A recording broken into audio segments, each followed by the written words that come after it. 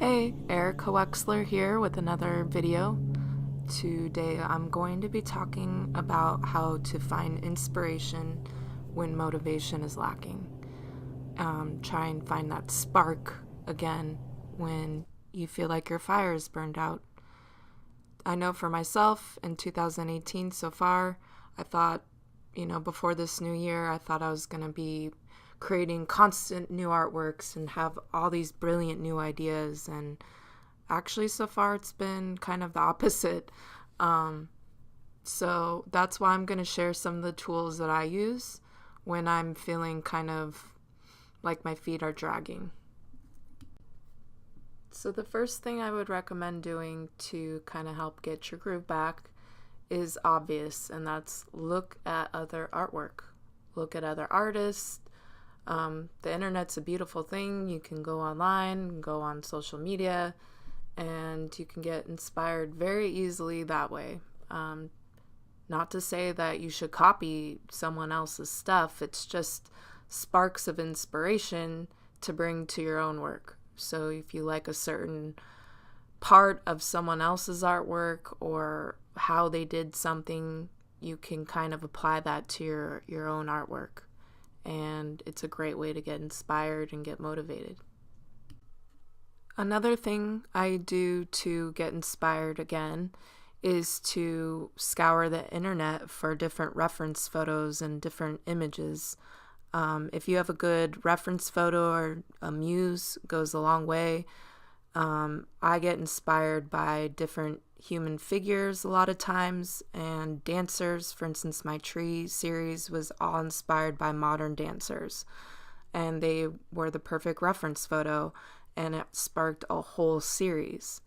So that goes a long way. Photography is a great tool. You can use your own photos. A lot of artists will take their own photo shoots and make paintings that way.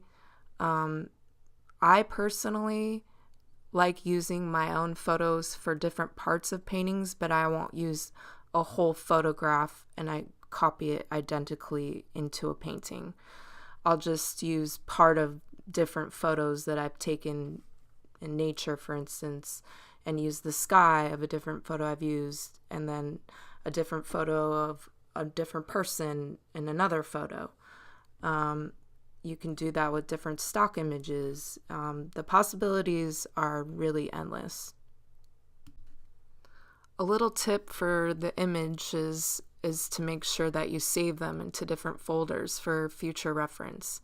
I have a folder of probably hundreds and hundreds of pictures that I've saved that I haven't even used yet. So when I'm kind of feeling like, ooh, what am I going to do next? I just go into my folders and I see all the different images that I've saved that has inspired me from over the years. So that's a great tool to use.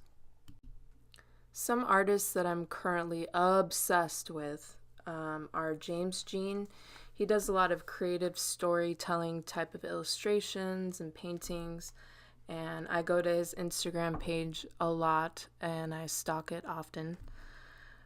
Josephine Wall, she's a classic. She does a lot of colorful art like I do, and I go to her art quite a bit for inspiration. Another one I love is Dan Quintana. He is more of a darker, surreal artist, but he has some very, very good inspiration for that sort of art, if you like that. And Tanya Shatseva, she's really good. She's very creative. Check her out if you don't know about her art. All of these artists and much, much more. There's so many good artists out there that you can get inspiration from. The list is endless. The third thing that I do is I make sure that I go outside. Spending time in nature is super important to get that energy flow back. It brings back natural, creative flow to your workspace when you go outside. You can't be inside all the time and expect to continually be inspired. So going outside in nature, taking even just a hike, doesn't have to be something major. A little trip here and there. A walk even. Anything to get those endorphins going and get some and soak up some sunshine, trees, fresh air. You get the point. The fourth thing that I would recommend doing, that I do myself, is go to a museum or an art gallery.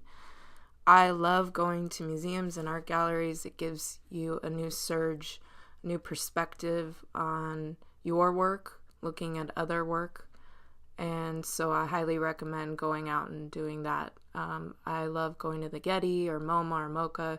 Depends on where you live, but I'm sure there's something in your area you could go scout out or check out.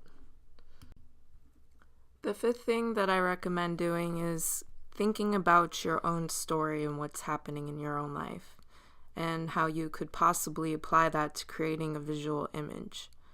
When you create art from your own story, it becomes really powerful. People can feel the emotions. It brings your artwork to a whole new level. Some of my most popular pieces come from this approach. For instance, my more popular piece, Organic Growth, it's the one with the man holding the woman. That was directly correlated to my life, what was going on in my relationship. So I really highly recommend this process. And lastly, if all else fails, maybe it's telling you need a break. Taking a break can sometimes help refresh and give you a new appreciation and new eyes for a piece you're working on. I like to take breaks from certain pieces, but I don't like to take a break from painting for too long per se, or art in general. If you're going to take a break from painting, make sure you keep sketching, or vice versa. Don't stop the creative process for too long, because if you feel like you just have to force it sometimes until it will come back, and it will. If you take a break for too long, I feel like it becomes stagnant and it's hard to get back into that flow again the longer you stay away. So if you are going to take a break,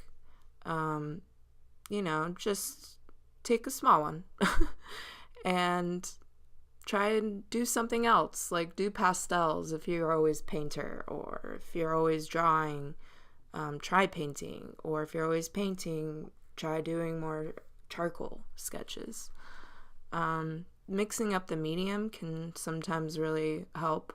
We get bored sometimes because we get good at what we're doing and it's not a challenge anymore, and that's when it's time to learn some new things. So thanks for listening. I hope this was all helpful tips for you guys, and I will see you soon. Also, if you haven't already, please check out my Patreon page. I just started it, and I'm doing giveaways of prints and even originals on there.